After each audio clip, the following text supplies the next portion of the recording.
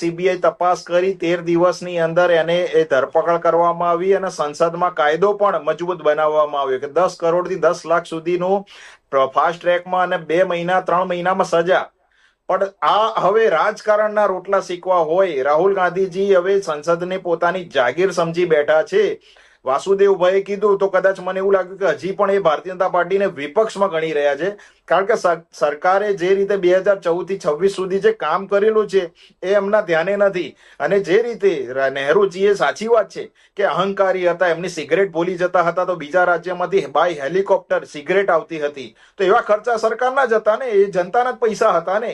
જ્યારે માન્ય નરેન્દ્રભાઈ એમની પાછળ કોઈ એમનો પરિવાર નથી, રાતે એ 4 કલાકની નિંદ્રા લે છે, માત્ર રાષ્ટ્રહિત માટે કામ કરે છે. અને આપણા રાહુલ ગાંધીજી રોજ સવારે ઊભા થાય અને એમ વિચારે છે કે સંસદ પરિસરમાં મારે કયો પ્લે કાર્ડ લઈને નરેન્દ્ર મોદીજીને ટાર્ગેટ કરવા, અમિત શાહજીને ટાર્ગેટ કરવા. સંસદની અંદર માટે એમનો જ્યારે બંગલો ગયો હતો, એમને જ્યારે કોર્ટે સજા કરી હતી, ત્યારે આખું રાહુલ ગાંધીજીનું વિપક્ષ રોડ ઉપર આવી ગયું હતું કે અમારા નેતાનો બંગલો જાય છે, જ્યારે એમને ગરીબોના મકાનો છીનવી લીધા. અને આજે એ જ સંસદ સભ્ય એલઓપી નું એમને પદ પાછું મળ્યું અને આજે સંસદની અંદર નથી જતા.